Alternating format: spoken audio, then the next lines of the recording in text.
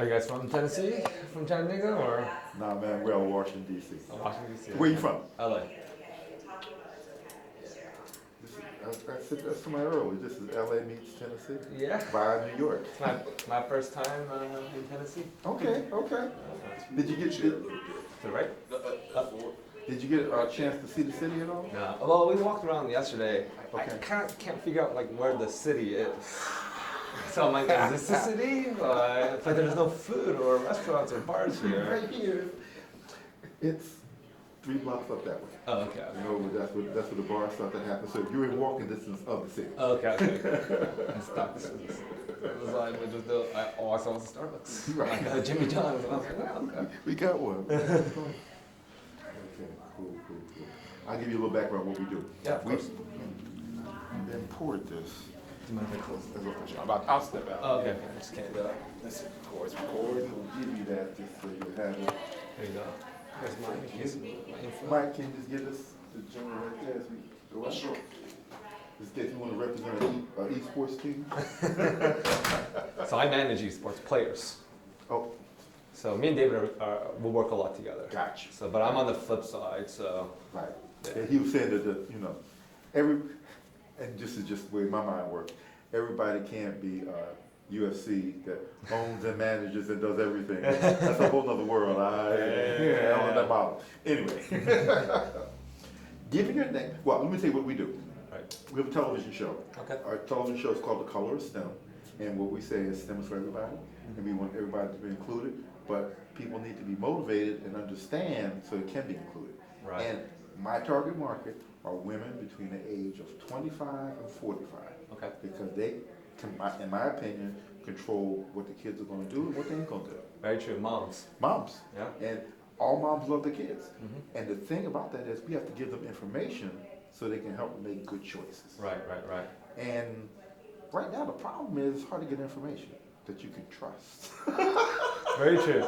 So Very true. what we do is we kind of put that in, vet it through, see things that are trending and can help mom say, maybe I shouldn't be arguing with him about this because he knows what he's talking about because someone else said it. Not because he said it, he's my son. I know he's going to say things. Right. That's what we do. So we're rolling out.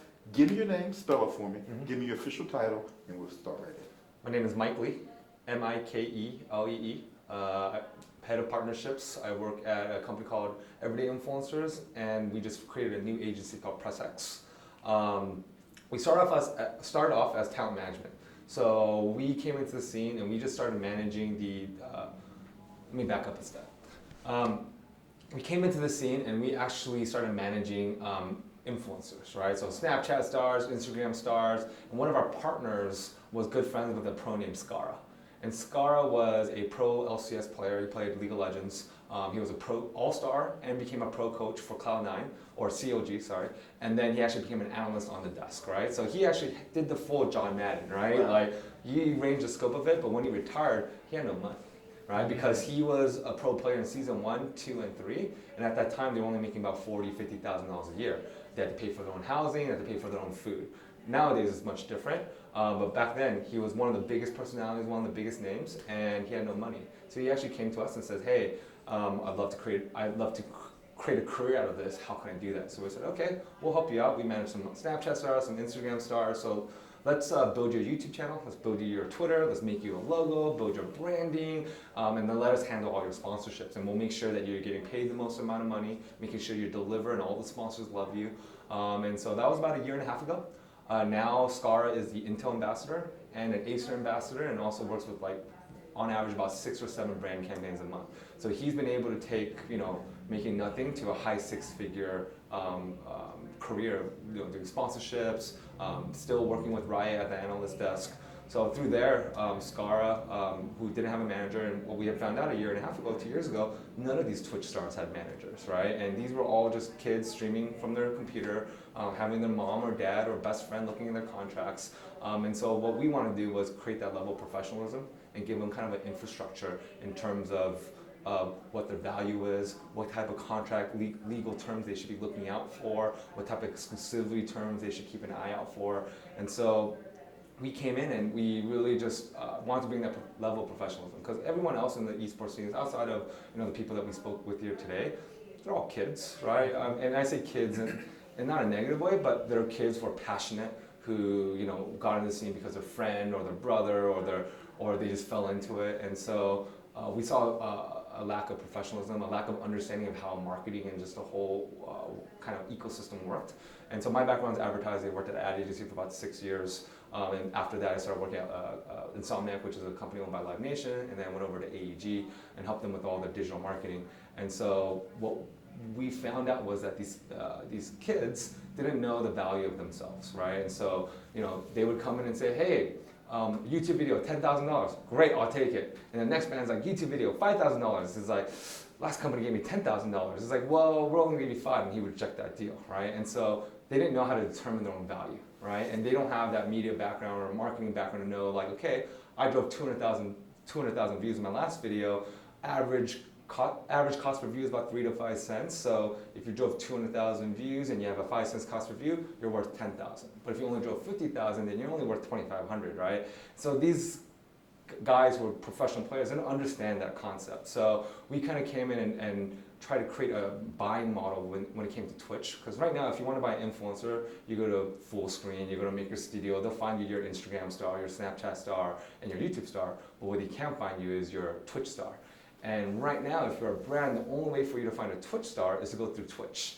And so what was happening was some of our people, talent that we managed, they would get deals from Twitch. And I know the marketing side, so what would happen is that if you're a brand, like I used to run the Call of Duty account, I want a Twitch influencer. Well, if you want Twitch influencers, you gotta give me a $50,000 minimum spend, and I'll give you a list of 5, you can pick 2.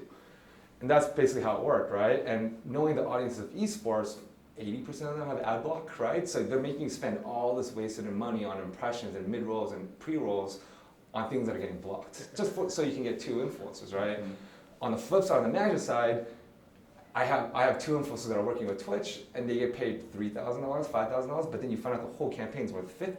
So they're only getting about 10% of the share, but the whole reason why that brand was talking to Twitch was for the influencer.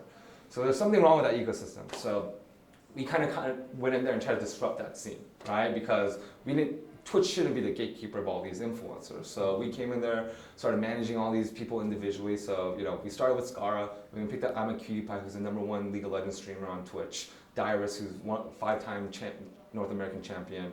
And then we started developing all this new talent, and we just kind of came into that space. It was a huge white space for us, and we started picking up all these guys. And right now, I'm a Cutie Pie, for example. He made over $2 million last year on just Twitch revenue, and over $1 million on sponsorship revenue, right? And so when he was a pro, he was making $40,000, $50,000 a year, right? So there is this huge upside when it comes to esports. And so for us, that's kind of how we started the career, protecting these talent, making sure they knew how to price themselves, making sure they were protecting themselves legally, and then just grew as a business.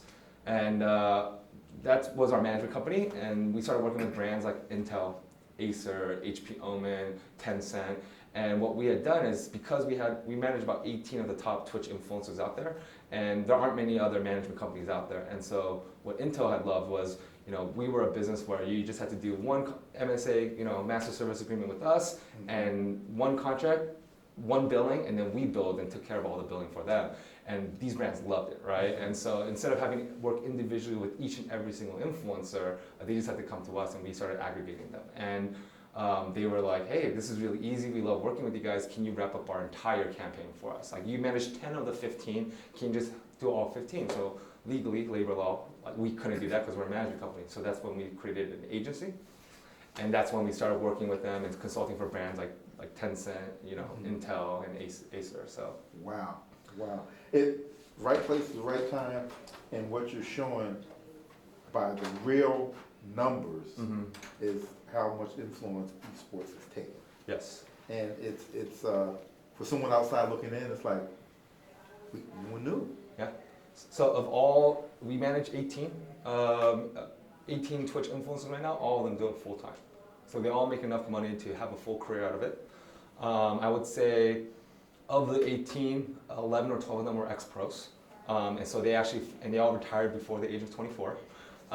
So for them, it was kind of they can make more money. There was a bigger upside streaming and being an influencer than it was playing pro. Because when you play pro, it's just like any other pro sport. You're practicing 10 hours a day, reviewing tape for 2 hours with your team. You live with them, you eat with them, you do your laundry together, and it's a gaming house. And so not everyone likes that, right? You don't want to be in like a fraternity house for 12 hours, like 24 hours a day with your teammates, right? So sometimes it turns into kind of a real world situation, right? And there's managers, there's social community managers, team owners. And so it's a very dynamic environment. So not everyone loves the pro life, even though you do get the glory, but you get more money being an influencer. And so we're right now in that weird phase where they're actually making more money being retired. And so when Riot and Overwatch franchise this year, we're waiting and seeing to see if that ever changes, right? Mm-hmm. To see, will teams pony up the cash to bring these ex-retired players or retired players back into pro life? Because they're still really good at the game. Mm-hmm. They're just streaming 12 hours a day, getting the paychecks, right? So getting the sponsorship deals. Because when you work for a team, you have to assume all the team sponsors. It's not like the NBA right now, where NBA has a league sponsor and the team have to basically take all the sponsors. Uh-huh. In Riot, and the way League of Legends works is every single team has their own sponsors. Yeah. You good? Yep. Oh, Jamal. Okay. Hold on a sec. Yeah, no worries.